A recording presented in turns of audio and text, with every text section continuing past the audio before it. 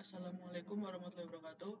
Saya Muhammad Idhan Syakif dari kelas 12 TKJ 2. Di sini saya akan mempresentasikan tugas sejarah perang gerilya. Gerilya adalah salah satu strategi perang perjuangan dalam rangka merebut dan mempertahankan kemerdekaan Indonesia. Berdasarkan sejarahnya, perang ini termasuk perlawanan perang yang dilakukan secara berpindah-pindah atau bersembunyi. Strategi perang gerilya yang dilakukan Jenderal Sudirman bertujuan untuk memecah konsentrasi pasukan Belanda.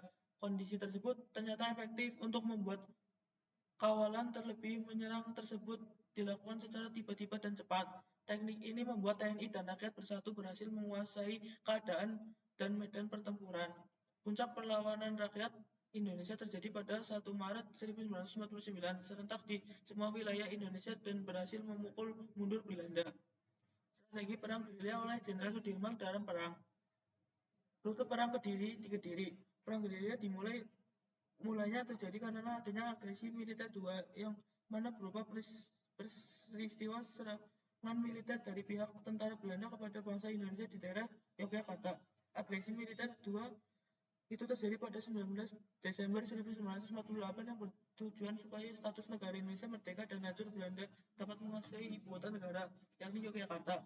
Mengapa ibu kota negara ada di Yogyakarta? Pada saat itu, tepatnya pada tanggal 4 April 1946, terjadi pemindahan ibu kota dari Jakarta ke Yogyakarta karena situasi keamanan di Jakarta yang malah semakin memburuk. Apalagi setelah kemerdekaan, sekutu datang kembali ke Indonesia untuk menjadikan daerah penjajahan kembali. Atas itulah, para pahlawan kita tentu saja merasa marah dan berusaha mati-matian memikirkan strategi untuk melawan sekutu supaya pergi dari Indonesia. Sayangnya, situasi di Yogyakarta begitu chaos sehingga Jenderal Sudirman beserta pasukannya memilih meninggalkan Yogyakarta. Meskipun di udara tengah ada beberapa pesawat musuh yang membawa bom dan menembaki tempat-tempat penting. Saat itu Jenderal Sudirman dalam keadaan fisik yang amat lemah, tetapi akhirnya pasukan sampai di Kletek dan letak sekitar 20 km dari Yogyakarta. Tujuan utama mereka adalah kota Kediri karena belum diduduki oleh pihak Belanda. Perjalanan ini menggunakan berbagai macam kendaraan, bukan jalan kaki. Setelah mereka di kota Kediri, Jenderal Sudirman pun segera mengadakan pertemuan beberapa pimpinan tentara yang ada di Jawa Timur. Salah satunya adalah Kolonel Sungkono. Situasi menjadi semakin ruyam setelah kota Kediri tiba mendapatkan serbuan dari Belanda. Mau tidak mau, akhirnya para pasukan Jenderal Sudirman segera meninggalkan kota Kediri dan menuju ke arah Gunung Wiliso. Rute perang gerilya yang dilakukan oleh pasukan Jenderal Sudirman cukup berat, terutama dari wilayah Kediri ke Dusun Karangnongko yang terletak di Gunung Wilis. Untuk melakukan penjajahan tersebut, harus menghabiskan waktu sekitar 4,5 jam dengan berjalan kaki karena medannya memang lereng gunung sehingga harus berjalan kaki. Terlebih lagi saat itu Belanda sudah mengetahui keberadaan Jenderal Sudirman beserta pasukannya. Sehingga beliau harus berpindah-pindah secara berdiam-diam agar tidak ketahuan oleh kolonel tersebut. Jika Grames ingin mengetahui rumah tersebut, saat ini sudah ada papan yang dituliskan Sasana Panglima Jenderal Sudirman. Rumah Bapak Badal ini menjadi saksi bisu Jenderal Sudirman mengatur sisa tentara Belanda di Kediri dan sekitarnya. Dua strategi dan perang gerilya oleh Jenderal Sudirman.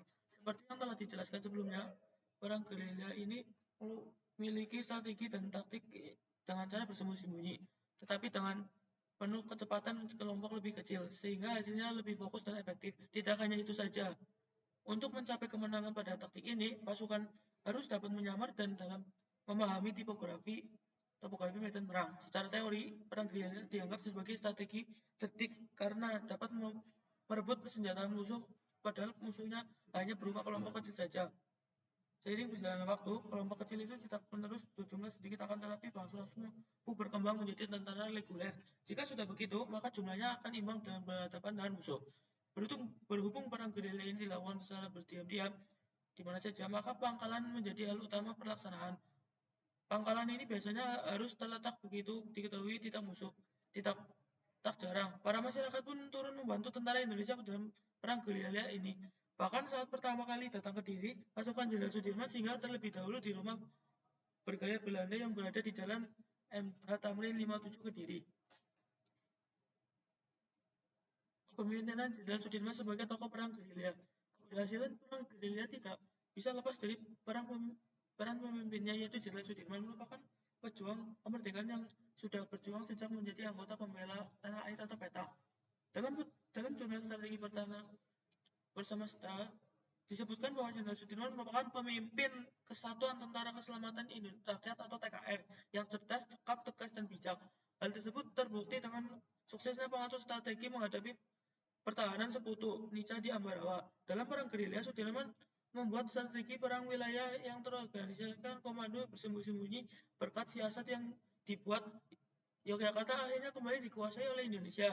Dalam jurnal tersebut menjelaskan bahwa kepemimpinan Jenderal Sudirman, Panglima Besar ini menerapkan kepemimpinan strategis, yakni kepemimpinan yang mengantisipasi suatu keadaan. Kepemimpinan strategis Jenderal Sudirman digunakan sebagai teladan untuk generasi muda Indonesia karena berdampak positif untuk masyarakat dan bangsa.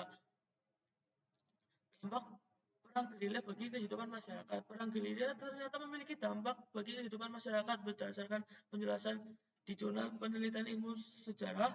Dampak positif perang gerilya yaitu meningkatkan kepercayaan rakyat terhadap pemerintah dan tentara. Jenderal Sudirman dan pasukannya berhasil membuktikan bahwa peranan dari tentara strategi perang gerilya membuat Belanda tidak bisa kembali menguasai Indonesia. Perlawanan ini semakin diperkuat kedudukan bangsa Indonesia dan membuat Belanda tidak memandang rendah kekuatan tentara Indonesia. Dari segi sosial, dampak perang gerilya membuat masyarakat semakin meningkatkan kerukunan dan semangat gotong royong. Perang ini memberikan pemahaman kepada masyarakat tentang pentingnya mempertahankan kemerdekaan. Adanya perang ini juga membuat masyarakat meningkatkan kewaspadaan terhadap kemungkinan kedatangan tentara Belanda. Sekian presentasi dari saya. Terima kasih.